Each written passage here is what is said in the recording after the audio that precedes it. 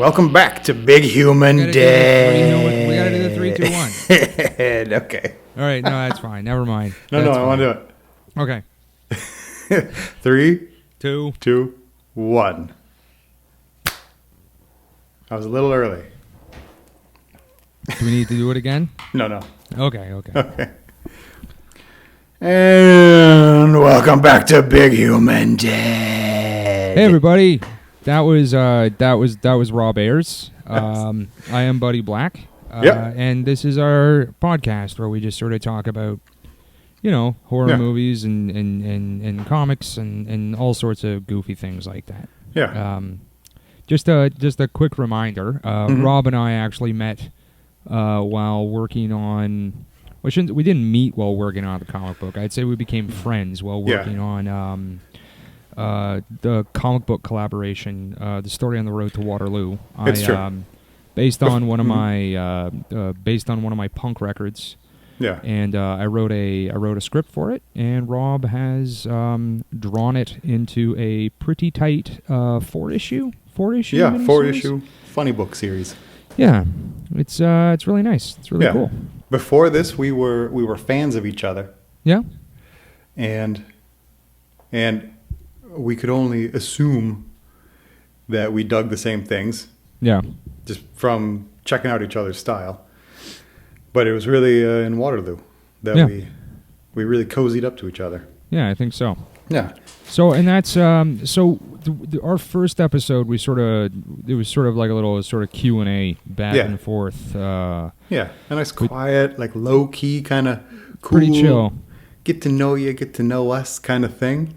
I don't remember the name of the show, but it was like that show that was on after Letterman for the longest time.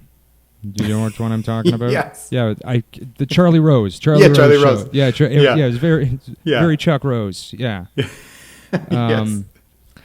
Yeah, and I think that was a pretty cool episodes. I think we have since become a little more experienced, a little wiser, a little tighter, a little sharper. Yeah, sure. And I was checking out our older episodes, and there are actually questions that I did not get to ask in the first one that are all pertaining to the vampire madness. Yeah. That initially brought us together.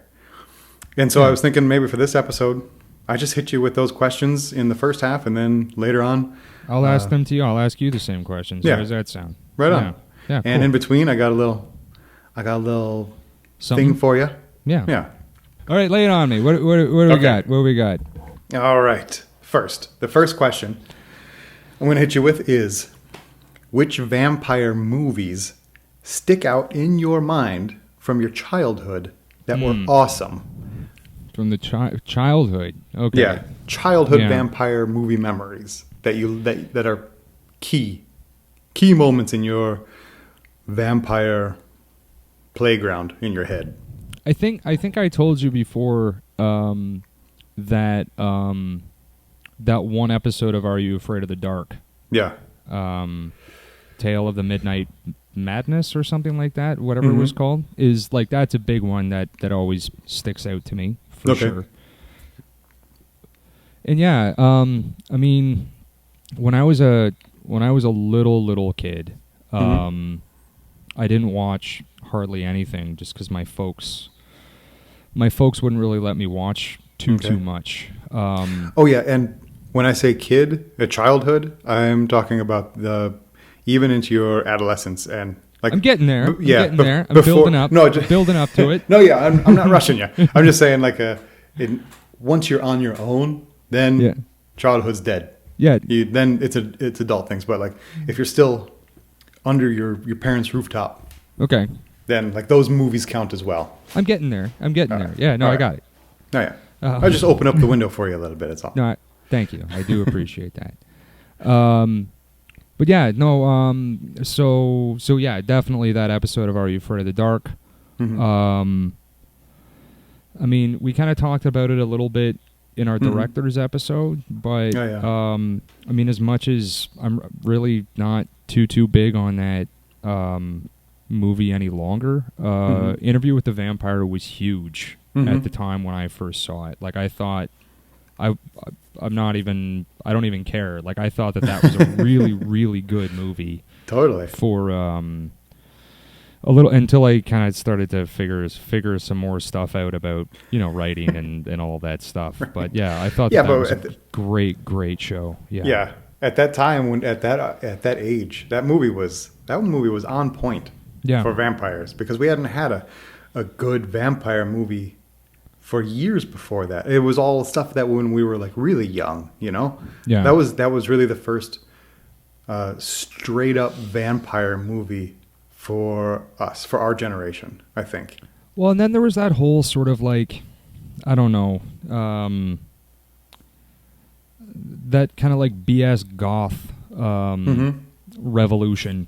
And like not that goth in and of itself is BS, but just how like every comic book and every movie was, I don't know, like they had a like I'm a vampire, but I hunt other vampires, or yes. I'm a priest who chain smokes and whatever, but I also kill demons in my spare time, right. Like just all of that stuff, like with Spawn and all of that. Like it just seemed like there was a big influx of darker characters allowed, like I don't know, just anti-heroes just sort of being all over the place for a while. So and as such, like we were still actually pretty young when that was happening. So Interview with the Vampire was was all right. Like it was kind of a decent prelude to all of that nonsense that was going down. Yeah. I mean, obviously, Near Dark is so just clearly unbelievably good. Just ridiculously good. Yeah. And I mean, as far as like movies, which ones really stand out? I think if we're just talking stand out, I think those would be the three for sure. I mean, I'm kind of wishy-washy on Bram Stoker's Dracula anyways, just because I just can't get over the Keanu and Winona Ryder thing. I just can't do it. Right. But fair enough. Yeah, I think that might have been the first time I had ever actually like really. I think I might have even I can't remember if I got into Tom Waits through that movie or something else. I can't recall, but like that movie sort of introduced me to Tom Waits and all of that. It was just right on. It is a good movie. It is a good movie, but just such a terrible movie at the same time. Anyways, yeah. So yeah, I think that's what I would say. Okay. Yeah. And next, the same question, except instead of awesome, it's awful. Boo. Yeah. Okay. I remember when I really started collecting, when I really started to get serious about collecting movies, like my number one on my list at that time was Blackula. Like I really wanted to get Blackula. Like I loved. How old were you when you went into that? I think I might have been 15 or 16. Okay. I was like, I really wanted to get this movie. Yeah. There had just been this sort of like mythology behind it, I guess, and I was expecting something. I don't know, maybe a lot less serious than what I got. They did try to make a serious movie out of a very campy premise. Yeah. I mean, it's pure gimmick, the story. It's based on, it's Dracula, but he's black. Yeah, and exactly. that's it. Yeah. But they really tried to knock out some kind of, piece of cinema with storytelling. And like there is some the Shaft movies, for example, except for maybe Shaft in Africa. But Shaft and Shaft's Big Score are examples of, and then like and Superfly obviously as well, are examples of blaxploitation movies that I don't know aren't just absolutely tasteless and just ridiculous. And Blackula didn't even get there. Like it was just. Yeah. They were trying to make a super duper serious vampire movie. Yeah. And they called it Blackula. And yeah, I don't know. Yeah, in my opinion, the best blaxploitation movies are the ones that know what they're dealing with, that the studio has really no faith in them turning in a good movie. They're paying a pittance for people who are going to work way harder than the average film maker, crew member, whatever. Yeah. And these people, they know the situation, and then they still try and make something, with full awareness of the expectation and the reception that they're going to get, that it's just going to be some kind of grindhouse thing. But then they go ahead and make something as awesome as they can anyway, but with the awareness. Say like, what is the Spook Who Sat by the Door is awesome. Something like a lot of the Fred Williamson movies. All these are I think these love him. I absolutely love him. Totally. Yeah. And his movies are always really good, and I feel like, and all like the Pam Grier movies. Yeah, absolutely. Yeah, I think these are so solid because they knew, man, no one expects anything from us, so we might as well just have the freedom to do what we want. Whereas I feel like the Blackula kind of went the opposite way a little bit. Like we're gonna really make something in the system. I do know what you mean, and I think that the blaxploitation movies, and like they're only really a handful, like because some of them are just absolutely like embarrassing and sad. Yes, but the blaxploitation movies that really work are the ones where like the main character, like he's no fucking joke. Like it might be they might be exploiting that culture at that time.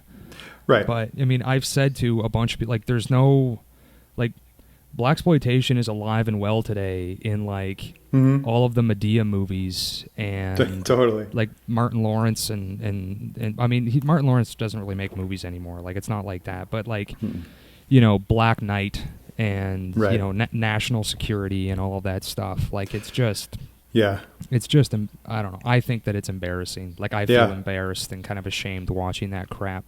He's doing this thing, but he's black. Yeah, exactly. And he's whatever. But have a little faith in yourself, guy. Like Richard Roundtree was a motherfucker. Like I love those Shaft movies because like he's just like when I was fucking 15, 16 years old, I absolutely wanted to be Shaft. Yeah. Like it was just a great fucking movie, and like you were saying with Fred Williamson, like Black Eye was a great movie. I don't know if you would count this as blaxploitation, but like Warriors of the Wasteland was an awesome movie too. Like I really liked that movie. But yeah, sorry, getting back to other vampire movies. Yeah. I mean, you know what? It's kind of funny. I guess along the same lines, I remember because you're at a certain. I think there's something to be said for like the first movie that you walk out of the theater. It's so bad, and then like the first movie you turn off because like I can't watch this. This is just so freaking terrible. Right. Vampire in Brooklyn. Oh wow. Was such a bad movie. Yes. Was so incredibly bad. So really bad. I think I turned that one off after like 20 minutes. I'm like, I don't understand what's happening. Like this is just Coming to America only with a vampire. Like I don't Coming to America was an awesome movie. I don't understand why we have to go back and make Eddie Murphy. I don't want to see Eddie Murphy as a vampire. This is ridiculous. Totally.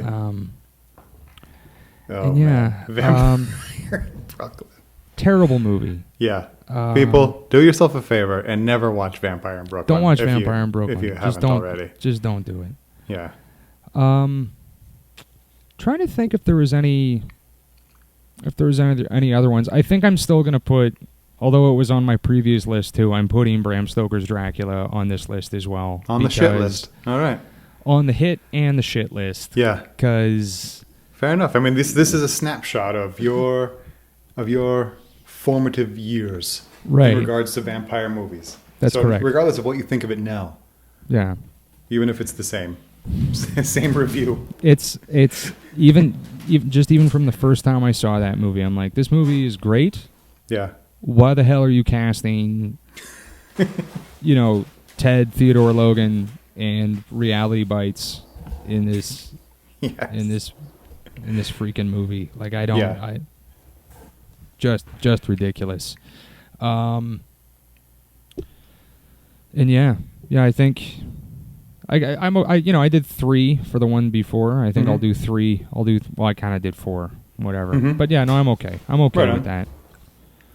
All right, and the last question, because we want to add to the world, not just sweep the legs out from under it. There's some more I just thought of. Oh, hit me with them.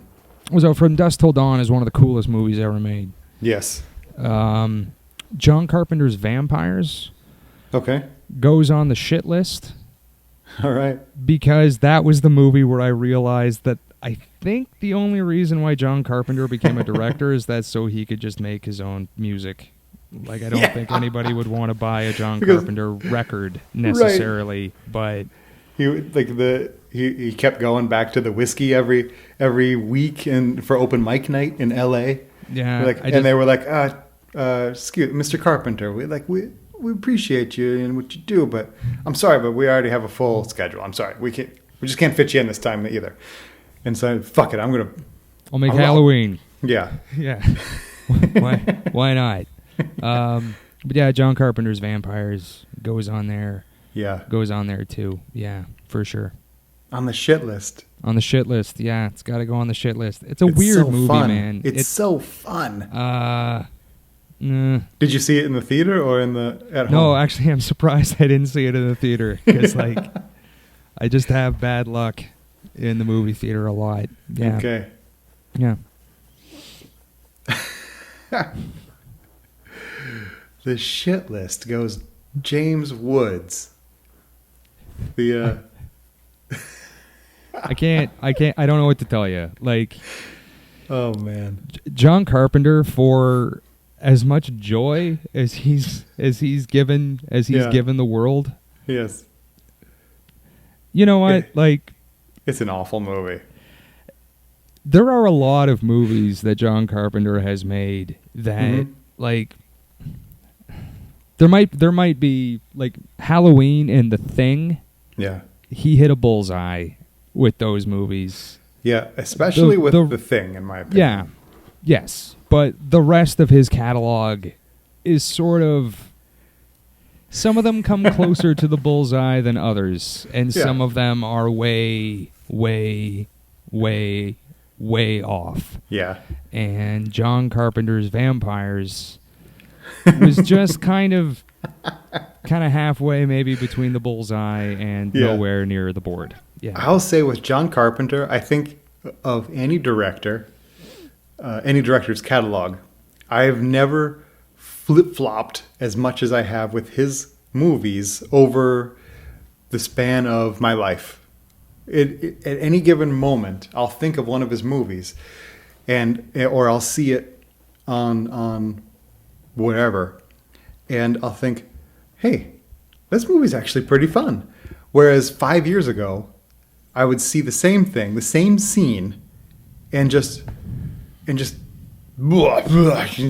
turn off the whole TV and go outside, and just loathe it. Or 10 years ago, I actually liked it as well. Yeah, and it's really crazy. The first time I saw Prince of Darkness, I thought, wow, this is it. I have never seen a movie as stupid as this in my life. And then I saw it a few years ago, and I really enjoyed it. Same with Big Trouble. Yeah, that's exactly what I was going to say. Big Trouble in Little China. It's a coin toss whether I'm going to enjoy that movie that day or not. I had to have had the perfect sleep the night before. Right. Now I love the movie. I love it completely and unashamedly, unconditionally. It's crossed the threshold because I've seen it so many times, and I've seen it with someone who also unapologetically loves the movie ever since the first time she saw it. And it's my friend Nadja, and she turned the tide on a few John Carpenter movies for me because she was nuts for them. But before she did this for Big Trouble in Little China, I couldn't stand this movie. I hated it. I fucking hate. The only thing I liked about it was Kurt Russell, obviously, because he's awesome. Yep. But the rest of it, I couldn't stand. And I realized that one of the reasons is I never actually saw the movie in its complete form when I was young. When I was young, I always saw the TV edit of the movie. And so it was always broken up by shitty commercials, and I was playing with Legos. I wasn't paying attention. I didn't give a shit. And it's also, part of the fault of the movie that it couldn't captivate me well enough to carry me through the commercials and whatever parts they cut out for time reasons. But this movie just left like a soft, mealy taste in my mouth whenever I saw it.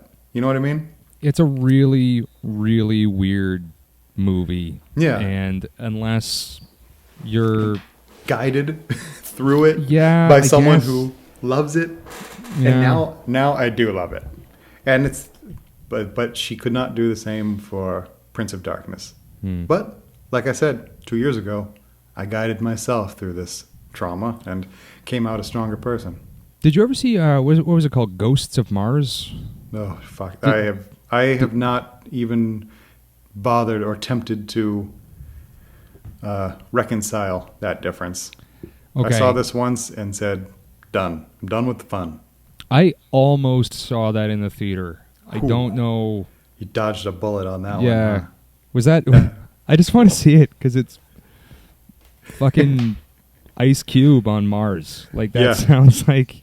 I would like to see Ice Cube and... great movie. Yeah. Do you think Ice Cube and John Carpenter would after a long day, go to the bar and just jam together? I think so. I don't see why they wouldn't. Obviously. Yeah. Yeah. I don't even know why I even asked the question. Of course they did. Duh.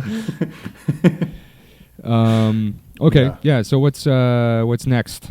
The next is, which vampire movies are kind of the opposite of what you love about vampires, but you still like the movie? Like what's a vampire movie that's just not really your kind of vampire, but the movie itself is still endearing to you? I mean, Interview with the Vampire is a lot of what I hate about just about vampires. All right. I mean, in that movie, like, at least the one thing that movie does have going for it is that these guys seem very, very, as immortal as they are, they seem very, very vulnerable, which is, I think, is really, really great. And you don't see that a lot in a lot of vampire shows. It's true. I don't know. I mean, my big problem, and I think where kind of all of sort of like my way too many opinions on vampires even started, had less to do with movies and it had more to do with,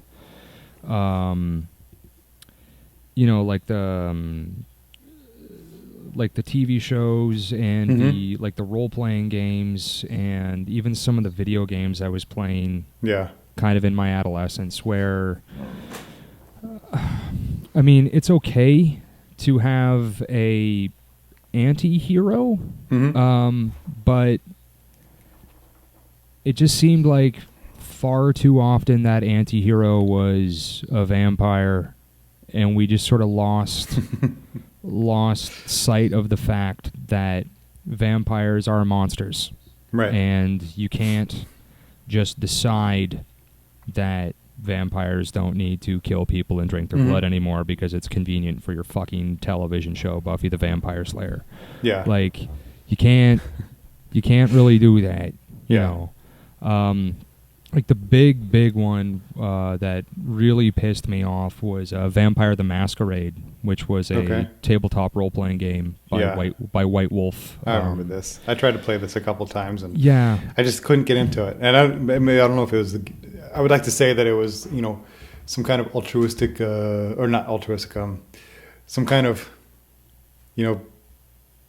taste or cleverness. Yeah. With protest to the story, like you're saying, but I think I just didn't like the game mechanics. Yeah, and that's fair. Like the White Wolf system was kind of weird, and I mean, like even when you played Vampire, if you went off and played Werewolf, some of it was the same, but enough of it was different that you just had to learn the whole freaking system again. Right. But yeah, Vampire the Masquerade sort of like made a really big point of trying to get you to play, I don't know, like basically just trying to get you to play Louis from Interview with the Vampire. Like that's that's all. That was really pure romanticism of the myths and the mythos. Yeah, and even made the monstrous and moral, like the moral points of vampires into something romantic and tragic. Made it. That's it. It didn't make it monstrous anymore. Even the bad things about vampires were tragic instead of vicious or monstrous. Yeah, and I think I mean one of my big problems with just even how vampires have sort of like the vampire myth has evolved or whatever it is that I don't know. I'm a really really big fan of like old magic and like old religions, like whatever, Sumeria and whatever you want to call it. And I love that vampires can't cross lakes, like they can't cross running water. Like I can't go across it, you have to invite me in. That's on my shit list too, Lost Boys. I fucking hated Lost Boys. Are you kidding me with this? I don't have a soul, but I hated Lost Boys. It might be time for a slight reevaluation of our friendship. Don't like Lost Boys. Just couldn't do it. What's it? Joel Schumacher? Is that? Yeah. He right. I haven't seen anything I've liked by. What that about guy. the topless muscle saxophone player? Did you see that scene? I think I saw Lost Boys when I was like 14 years old. And actually, I remember it because I went out and I rented it, and then I found out that it was on TV that night, and I was really pissed off. So I was kind of in a mood when I put this movie on, anyways. Okay. But yeah, that's a rough burn. But yeah, anyways, so I watched it. I'm like, I don't, it's a bunch. It's the Coreys. It's it's the Brat Pack pretending to be, motorcycle riding vampire bad guys. It's the Outsiders, but with vampires. Like, what's happening here? Well, yeah. What more could you ask for? I can't do this. It's the best. No. But dude, there's a concert scene in the middle with this muscle guy who has his shirt off and he's totally oiled and he's playing the saxophone and he has a huge ponytail. Okay, that's badass. That's not badass. That's actually Joel just injecting his, abusing his power as a filmmaker to make his dreams come true. Joel Schumacher, I love him. I didn't mind Phone Booth. I didn't see that one. I didn't mind it. He's another guy to me that just sort of, it kind of feels like whatever project he does, he kind of just tries to make it into an exploitation film, which I just don't like that. I don't like that. It's no taste. Anyways, I don't mind. I think I like him because he's just so open about it. Or I don't know if he is personally. I've never talked to the guy. I've never sat down with him in the sauna. Yeah. But it just seems from his movies, he's just completely unapologetic about, hey, this is kind of dumb, so let's just have some fun. Hang out with me for an hour and a half. Dude makes bad movies. Just makes bad movies, period.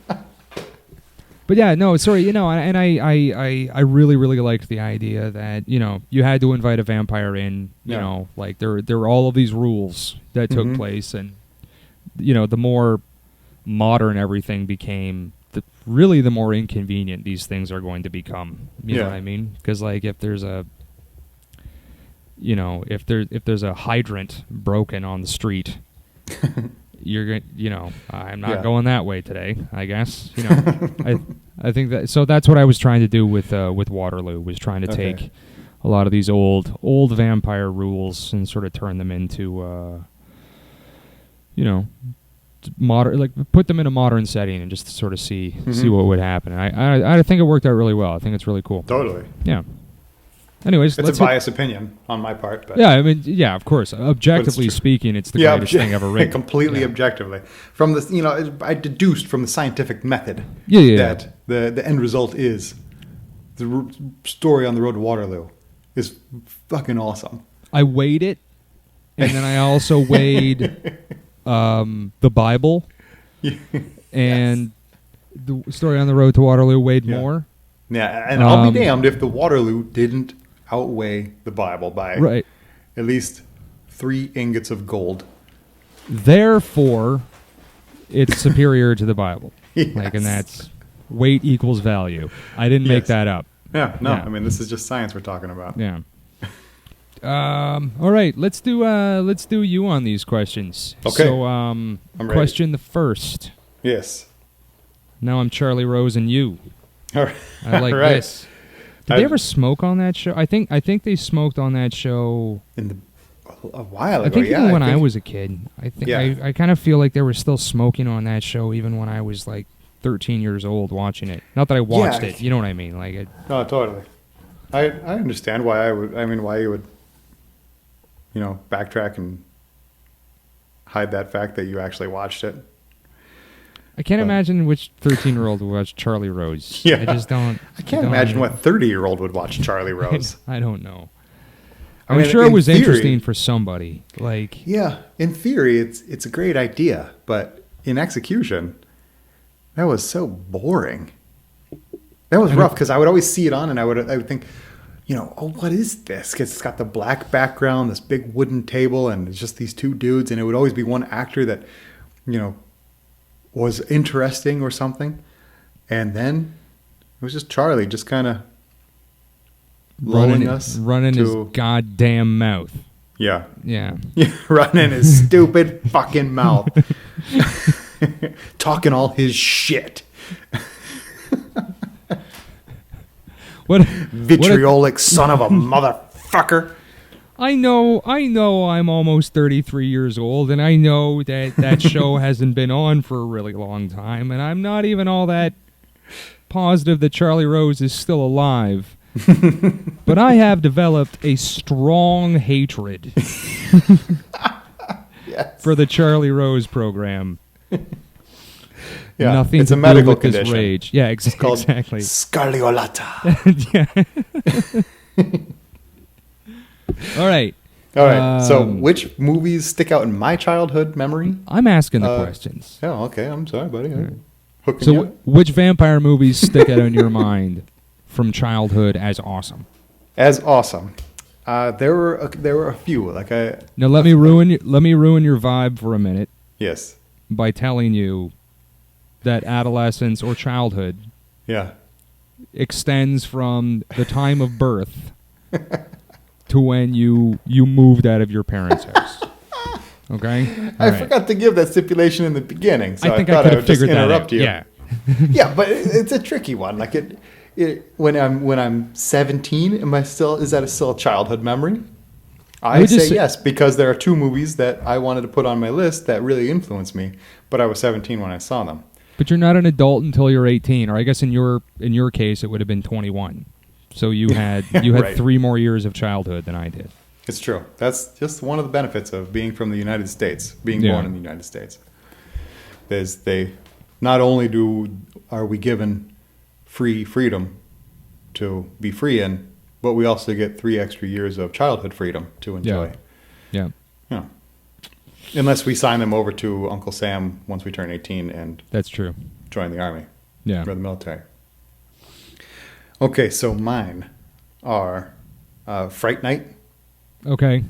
I saw this when I was very young, and it was super cool because, you got to see some banging chicks in this one, which was always a huge and very important mission in every movie when I was that age.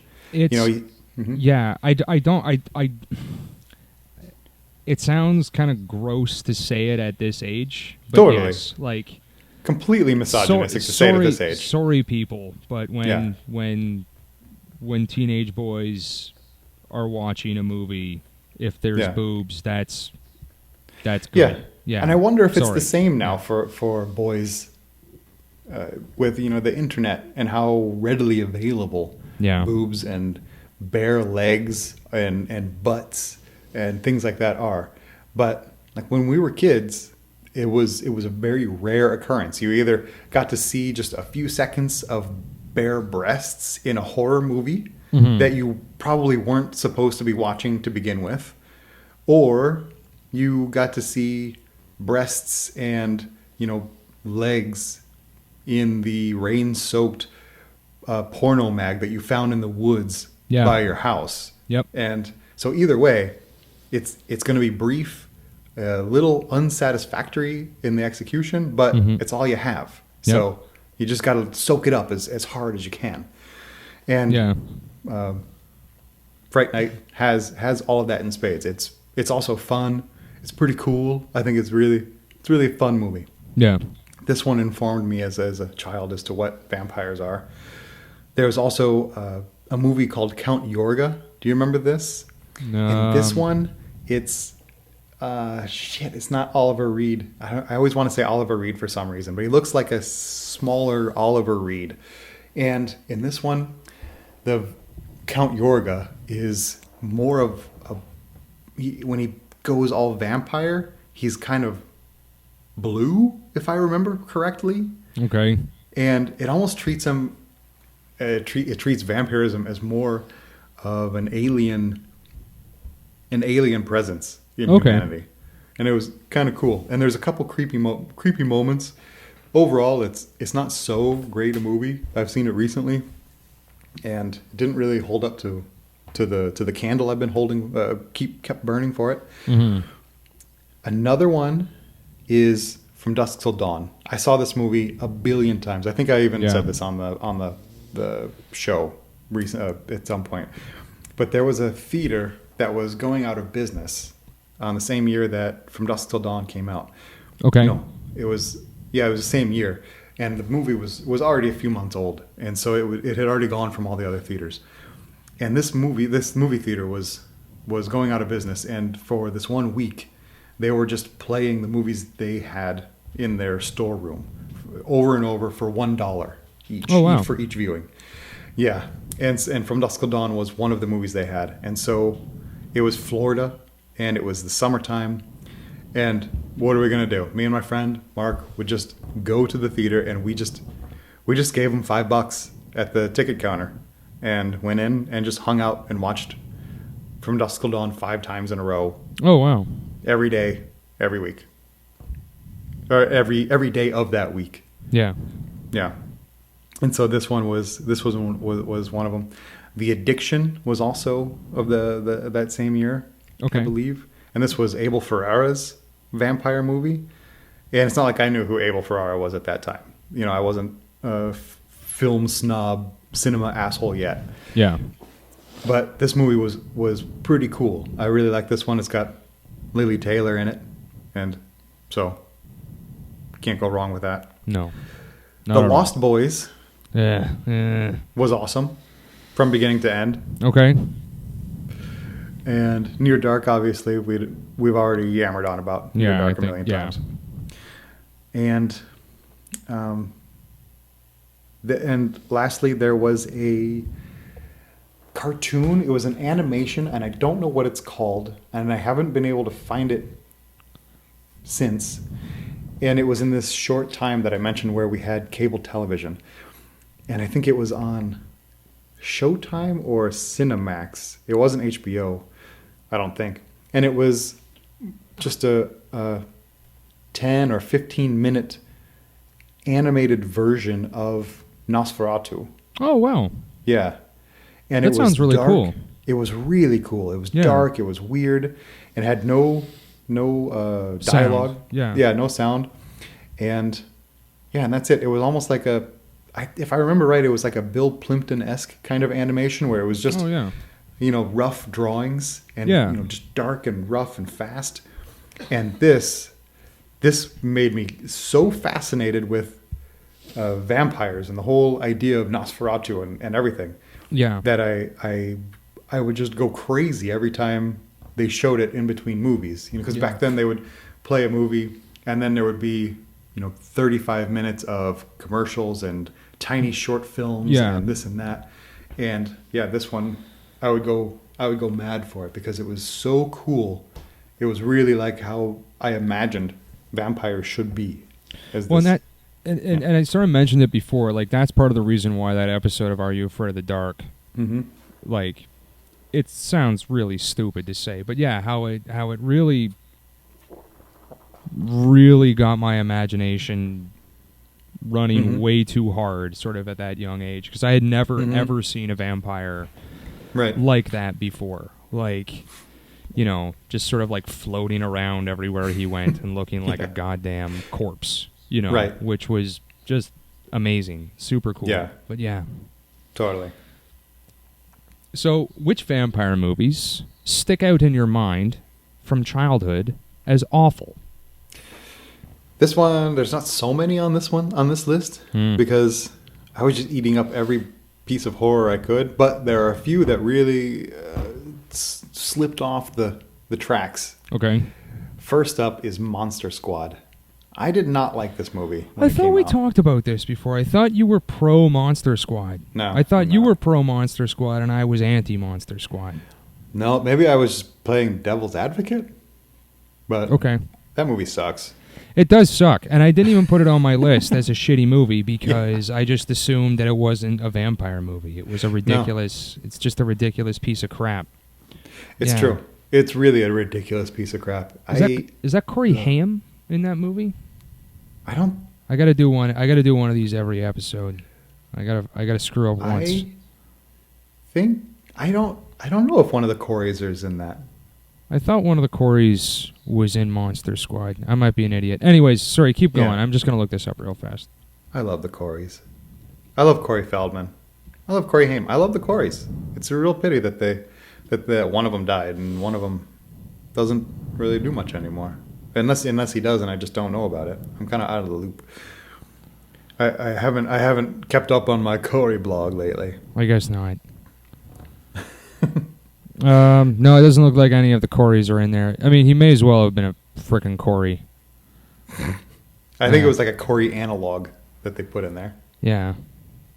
All right. Okay. Anyways, keep going, please. Next is a movie that I've come to have affection for in my adult years, but as a kid, I thought Salem's Lot was really boring. Oh shit! You know what? I wanted to mention that on my on my last one there. I was thinking about that one today too.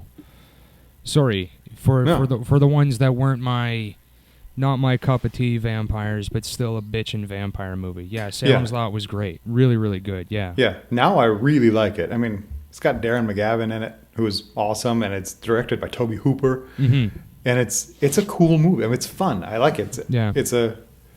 It's weird to have Tobe Hooper do a made-for-TV movie, and the style. I like the style. It's a cool movie. Yeah. But as a kid, I just didn't dig it. I don't know. It just didn't click with me. Yeah. Fun fact: my mother once confided in me that I think around her middle to late 20s, she read that book. Mm-hmm. Scared her so bad that she actually wore a cross for the next year. That's hardcore. That's frickin' hardcore, yeah. But then after that year, she figured she built up enough minerals to fight off any vampires. She had enough God going on. Yeah. She was all full. Battery's full. Thanks. Ciao. Yeah. Yeah. Salem's Lot is one where I would always see the commercial or the trailer for it. And then, at the end, they would show the vampire himself, popping up outside the window. Mm-hmm. And the vampire looked really cool, like really creepy and weird. But the movie, I had to suffer through the movie to get to that point, and I just couldn't do it. But like I said, now I'll suffer through it 100 times. Another one is Another one is Bram Stoker's Dracula. Mm-hmm. And I fucking love this movie now. But then, at that point, there was the Keanu Winona connection that just, even then, I just couldn't dig it. And also at that time, I was too young to realize all the tricks that Coppola was using, and I thought it was some of the stuff was cool, but I thought some of it was just cheap. Yeah. And there's one scene in particular, one moment when Jonathan Harker is in the carriage and he's going to Dracula's castle, and the lightning flashes in the background, and the lightning is just bright light being flashed behind a cutout of a lightning bolt in dark paper. And I thought, are you fucking kidding me? Yeah. Is this like, do you not want me to watch this movie? Yeah. Because I mean, if you're just gonna insult me like this and not try when you have all the resources to make everything else look like, awesome. Yeah. Then fuck off. I don't need it. But now I dig it. Like, now I get it. Yeah. But I think you need to be in on the joke, kind of, to really get it. That it's all stagecraft. It's all theater tricks used on film. Mm-hmm. And after someone told me that, then I thought, oh, I love it. It changed the entire movie for me. Yeah. Just this one little factoid. So, but at the time, I thought... And it's so disappointing because the movie is nearly perfect. Totally. Except for two huge cast members that just shit down the throats of every scene that they have. I don't know. It's a little harsh. It's not at all. There's a theory, and it's one that it's actually not so harebrained.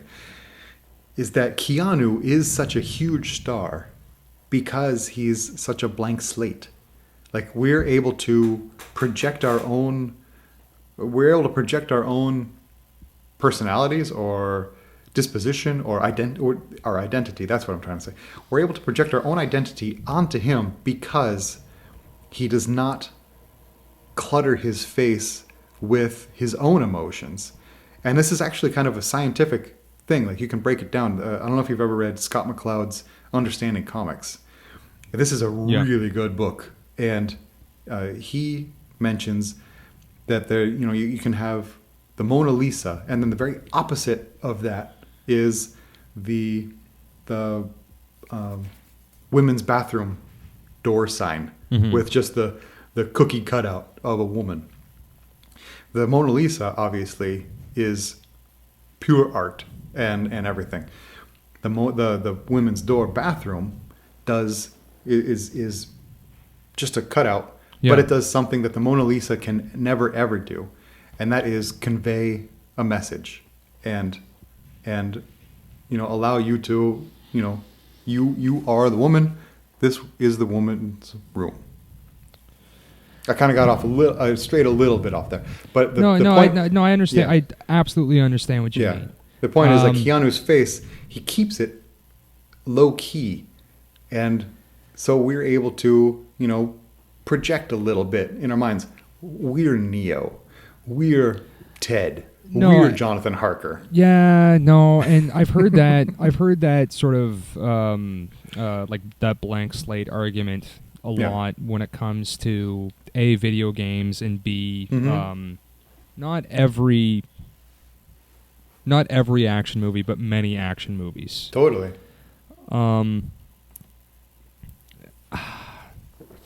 I think that Keanu Reeves did a phenomenal job as Neo. Like, I really believed that he was confused the entire time.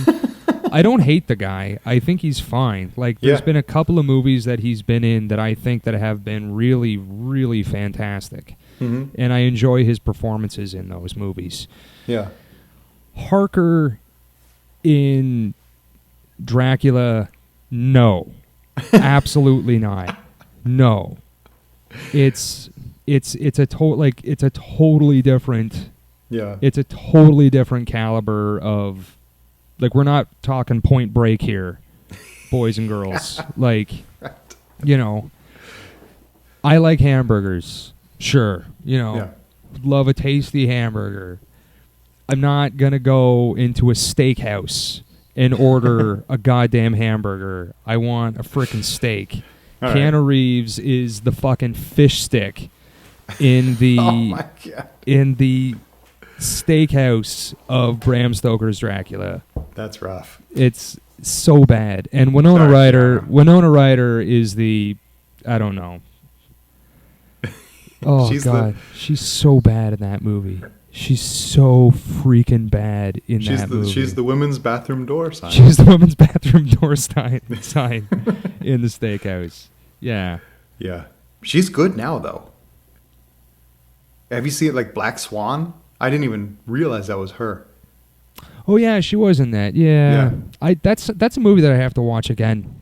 I didn't expect. I saw that I think I was in Buenos Aires, Mhm. and me and Cassia were just itching for some, just a repast from traveling or something, and we just wanted some Western culture for just a couple hours. Just one of those good time feels that only an Aronofsky movie can Yes. can really give you. Yeah. Yeah, and that's the thing. I was so out of the loop, and I just wasn't in touch at that time, and I didn't even realize it was a Darren Aronofsky movie. I just thought, okay, let's See this dancing Let's movie. go watch this Yeah. dancer movie. I like Natalie Portman, and the poster looks cool. I guess if you like dancing, which I don't give a shit about, but I'd like to step up. Yeah. Yeah, I like to step up. I like to get jiggy. I mean, Yeah. let's do it. And really, I just wanted to see any movie. I just wanted to go to the theater and see a movie. Yeah. And then it comes up, directed by Darren Aronofsky. And I thought, oh, okay, well, maybe I'm going to be in for a bit of a surprise. Fuck yes, I was. I didn't realize it was going to be a horror movie. That was the first intense. Aronofsky movie I saw, like, in the theater. Mm-hmm. And his shaky, his like over the shoulder cam and his hip hop cuts, Mm-hmm. were really disorienting. Really? What I don't know what's Yeah. going on. But anyways, there were a lot in, like, on a big screen, and I saw it. They didn't register with me for that one. Yeah. I didn't. Mm-hmm. No, I really, really like Aronofsky's stuff. Yeah. But yeah, no, I really want to watch it again, like on a television. You know what I mean? Yeah. But yeah, no, I forgot Winona Ryder was in that. It was a good movie. Yeah. And yeah. Sorry. What's going on with your? Rob's looking at his finger. What's happening? What are you doing? I think I just stabbed myself with Oh, a beard hair. what? All right. That's terrible. Okay, go on. Sorry. All right. So what did you Sometimes say? So, what are we on? Oh yeah. Yeah. The last couple shitty ones. Yeah. It's like a You splinter. pussy! What is wrong? It's like a deep splinter. From your beard? Yes, this happens sometimes. That's okay. Fuck. Okay. All right. All right. It's like Shave quills. more often. I have like the case. quills, Yeah. and I just it's like a unconscious. Like sometimes one of them just shoots out in a protective manner. Yeah, when my fingers come close to my face. When you're stressed or aroused. Yes. Once Bitten is another vampire movie that was completely disappointing. I only saw that once. I saw Yeah, that it's once on. on television. Mhm. I didn't mind it. I'm not gonna lie, but it was once on television. They might have cut out all the stupid parts. I have no idea. Yeah, I think my big thing, again, to sound completely misogynistic, Sure. is I was young, I had not seen real breasts, and Once Bitten is a movie that, with every scene, teases the idea that you're going to see some breasts. Right. And I'm not even a breast man. I don't give a shit about breasts. But at that time, like, you don't get to see anything on anyone ever. Yeah. And so this movie, with each passing scene, and you don't get what they are teasing you with, Right. you just sit there stewing. And Yeah. by the end of the movie, it's just a big disappointment. Yeah. And last is, I don't know if I'm going to offend anyone with this one. Abbott and Costello Meet Dracula. I watched... How dare you? Yes. There's a time portal opens up and a bunch of, I don't know. Sectogenarians Yeah. come trampling through and Yeah. beat me with their walkers. Yeah, I watched many Abbott and Costello episodes and movies. When I was young, I would watch them every Sunday with my grandfather. Yeah. And then there was the one where they met Dracula. Okay. And yeah, it was just kind of disappointing. Not so much, eh? No, they weren't so funny, and Dracula wasn't so scary. It's just not a very good combo. Do you remember Count Duckula? Yeah. That was a great show. I don't know Yes. if we mentioned that. I can't remember if we mentioned that in our first vampire episode, but Count I don't think Duckula so. was a hilarious show. Totally. Yeah. This was really cool. Mm-hmm. This show. Same studio that did Danger Mouse, I believe. Yeah? Yeah. I think Count Duckula was a bad guy on Danger Mouse. Oh, okay. Yeah. Right on. Yeah. So yeah, That was a great show. that's my awful childhood vampire movie memories. Okay. Yeah. Like the Munsters didn't get on there, which is And Monsters I didn't give a shit about. no, and that's That one. like I didn't include Twilight or anything like that on here.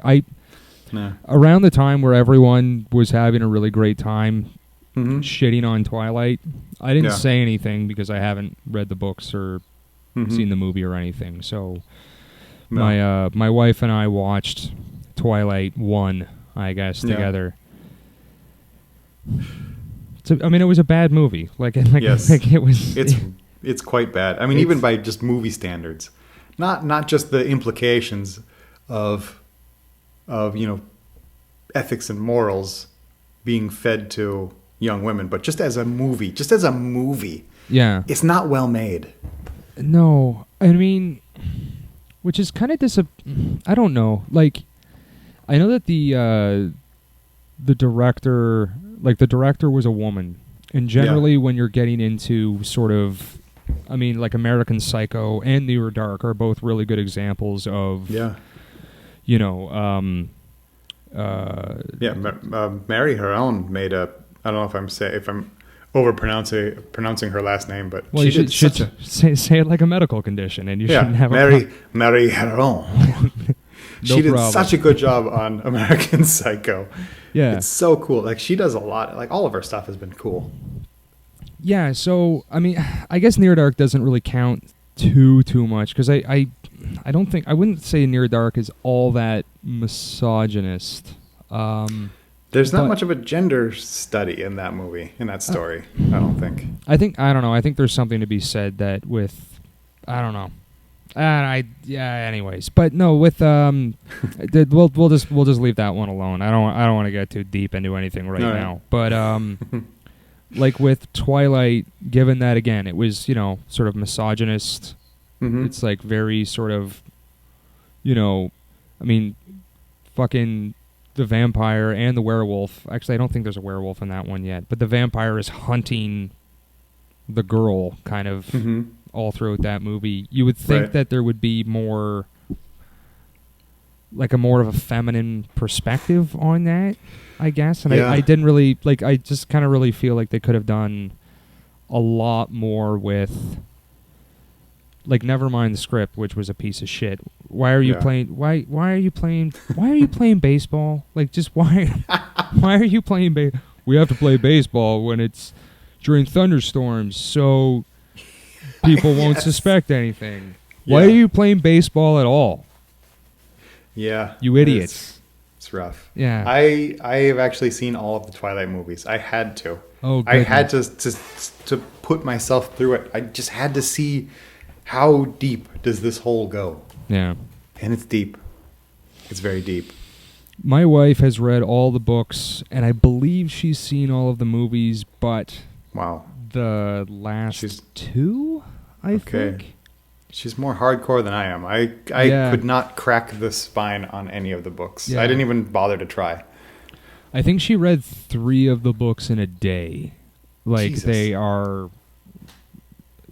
they're simply written. practically like Hardy Boys books. Like you can just, All right. you know, if you have nothing Right on. better to do, you can just rip right through them. Yeah. Okay. Yeah. Right on. Anyway, yeah. I think that more or less covers how we feel about vampires, I guess now. I think so. And I think if there were a third question, then of which movies are not really my cup of tea for vampires. Oh, did I not ask you that one yet? You didn't. You didn't. I thought I did. You didn't. I thought I did. Okay, sorry, whatever. Johnny Nightstick. Answer. You just take and you take and you take.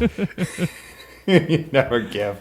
All right. You only give bruises. Charlie Rose didn't ask all the questions either. That's true. And look where he is now. Probably dead. Probably.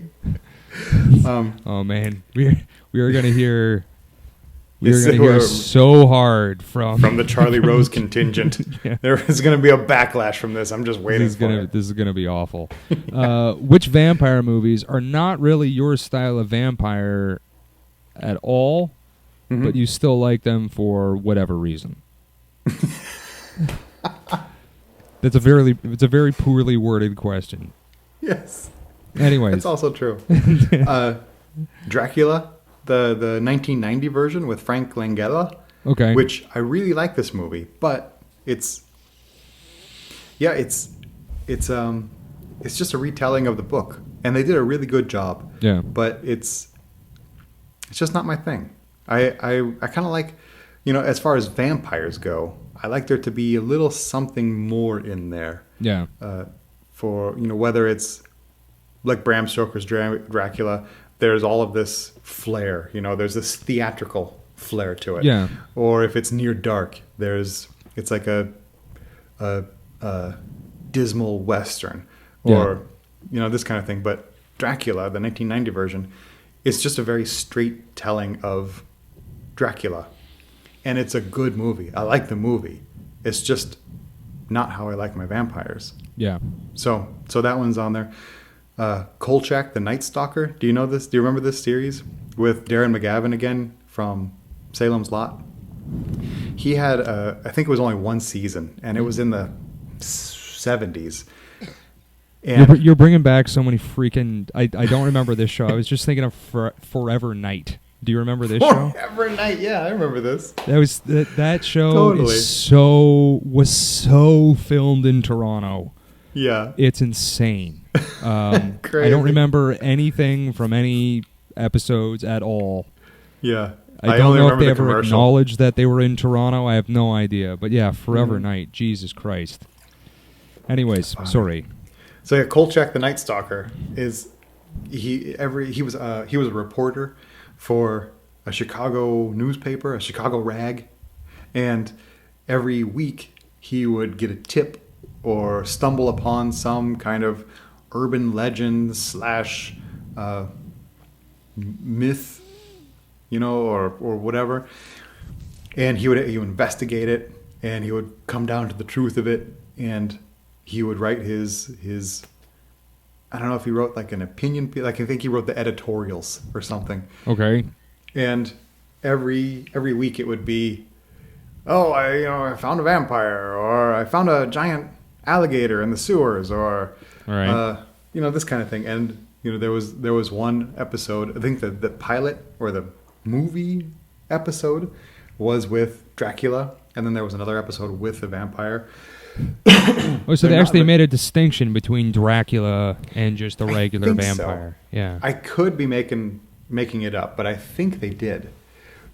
And these episodes, they're not particularly good. The vampire itself. Yeah. It's really cheesy. It's pure camp. I mean, the Dracula, he's wearing the cape with the red velvet on the inside and the gold star medallion with the little red ruby in the middle of it. Yeah. Yeah, completely.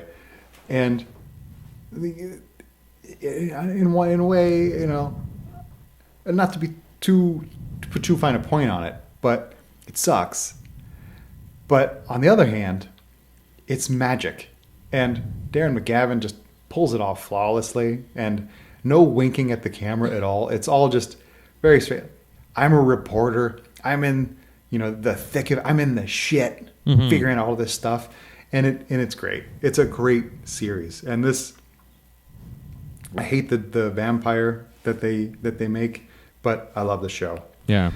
Also, Lair of the White Worm. This movie was also super cool, and I didn't even really realize that it was a vampire movie until later.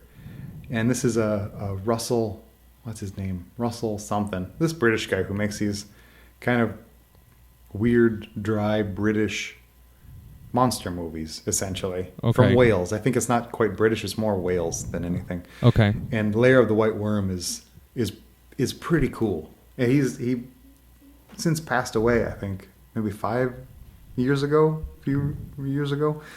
And I think Lair of the White Worm is my favorite movie of his. And the vampire in there is this beautiful woman, and then when she goes out to kill or feed, she actually becomes a worm or a snake. Okay. Snake worm woman. And she drinks the blood of whatever she comes across. And this movie is pretty cool. Oh. And she is super hot and cool and dangerous and strong. And Okay. yeah. I'll have to check that out then. Yeah. Yeah. And lastly, I have to say, the first 2 seasons of True Blood had some really cool moments. I never actually watched it past that, and I don't know. I didn't really get into it seriously. I more watched it with a friend, and they really dug it. Yeah. But I kind of liked some of it. Some of it I thought was pretty clever. I don't know how stylized or romanticized it became after that. It seemed like the commercials and the trailers for each successive season became something that I would just never, ever watch. But the first 2 seasons, I liked this kind of sweaty, backwoods, shithole of a setting for vampires. Sorry, like there were a lot of stuff that I left out of my answers just because I didn't know. I don't know. They don't really. I guess I just don't even really think about them too much. But yeah, True Blood. The first couple of seasons of True Blood, it was essentially a trashy romance novel. Exactly. Like that's it was I like that. Super trashy. That was a cool turn of the myth. Yeah, and they didn't really make any. I mean, other than just like full blown like intercourse all the time. Right. Like they didn't really pull any punches with just sort of how schmaltzy and kind of ridiculous everything was. Right, and they still kind of they didn't really twist any of the old myths or rules either. I felt like they kept most of them pretty much intact. Yeah, they really just made a few turns of who is a vampire, but not actually what being a vampire is. Right, which I thought that also kind of added to the schmaltz, which I liked. Yeah, no, it was pretty cool. I didn't watch it much after the second season. I think I watched the third season, and I was like, okay, you know what, this isn't going to happen anymore. Like I'm done with this. I don't know what's going on. But yeah, no, I forgot about True Blood. That was pretty cool. I didn't mind that. That was all right. Right on. I wanted to ask you while we were talking. We've talked a lot about Bram Stoker's Dracula today. Did you ever see One from the Heart by Coppola? I don't think I did see that one. It's very, very similar to Dracula in that most of it is shot on like a soundstage, and it just it looks exactly like a musical. Okay. All of the music is done by Tom Waits. Oh, wow. That's where I know that name. Yeah, I've heard the soundtrack. Yeah. It's a really, really cool movie. I would check it out for sure. It's a super cool movie. All right. And especially if you're into if you liked what Coppola did with Dracula there. Yeah. It's very similar, but is it a musical? It's very much a musical. Yeah. Oh, that's a bummer. I think Raul Julia's in it. Oh, he cuts Raul a fucking Julia. rug. Yeah. You keep like on a string like a yo-yo. Like first you Coppola. Oh, okay, cool. Oh, it's on a sound set? Well, on a soundstage? I could go either way. Oh, it's Tom Waits? I'm in. Oh, it's a musical? Fuck off. Oh, it's Raul Julia? Oh, I'm back. That's how you make the sale. Yes. Right on. So I think this is our second vampire episode, a vampire extravaganza, double-sized issue. Yeah. So I'm all right with that. I think I think that went well. I think we did a good job. I'm sure vampires going to I'm sure they're going to come up again sooner or later. But I think for the interview portion of who we are in relation to vampires, we nailed it. Yeah, killed it. Yeah, we killed it.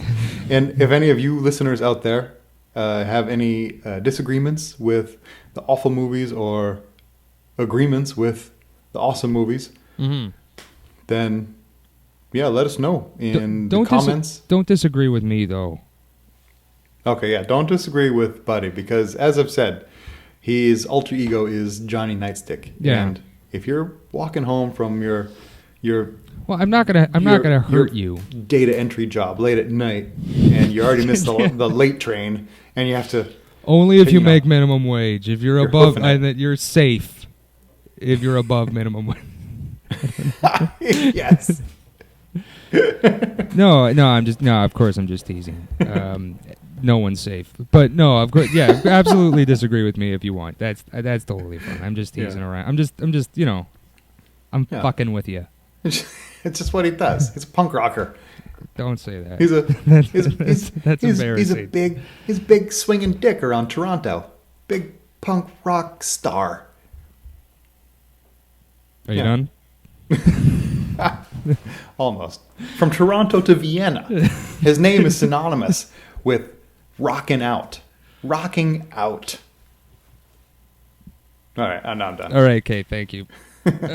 Anyways, if you have anything to add to any of the questions that Rob and I asked each other, by all means, we'd love to hear from you. Also, I guess if by some stroke of luck you got your notepad out for the vampire or medical condition game, let us know your score. Yeah, beat 18. How does that sound? Yeah. Seriously, it's almost the perfect score. If it was a half day at school, maybe. Yeah. If you only did half the test. That's not what a half day is. Sure it is. Just go in for what's important and ciao. It's fine. Yeah. But you can follow us at Twitter at Waterloo GN, or you can send us an email at bighumandead@gmail.com. That's us. And if you ask super nice, we can send you a few pages from Waterloo. If you ask really, really nice, we might just even send you the first issue, like soft copy. You know what I mean? Yeah. Like totally. just for fun. Why not? Yeah. If you ask really, really nice, you get a soft copy and maybe a handmade coupon for a foot massage from your favorite barista. Yeah. I'll do that. We don't have the authority to authorize or back up that claim, but you'll get one maybe. That's a great idea, though. Like, if I just slid that slowly across the counter when she hands you the chai macchiato, like if you whatever the kids are drinking. Yeah, no, it's good. Like if you make your own coupon book and you do like a good job. You got the glitter. You got yes, the yarn. Yeah, like if you make some like really beautiful, like a booklet of like maybe 25 beautiful handmade coupons for just like dumb shit. Yeah. Yeah, I mean if I went into Starbucks and I handed someone this gorgeous coupon for like one free coffee, I'm positive they'd give me one. Like who wouldn't do that? Right on. Yeah. $20 off a Mercedes-Benz. Like, you know what? $20. Sure. One slow handshake while I stare into your eyes. Yeah. I'd do that. Yeah, why not? Yeah, I would. If someone gave that coupon to me, I'd do it. I think I'd do it. Yeah. Anyways, let's get out of this crazy place. All right. There we go. Good night, good night, Rob. Good night, I called you Rob, buddy. You ready for Neil? I don't understand what's going on. Ready, break neck, what?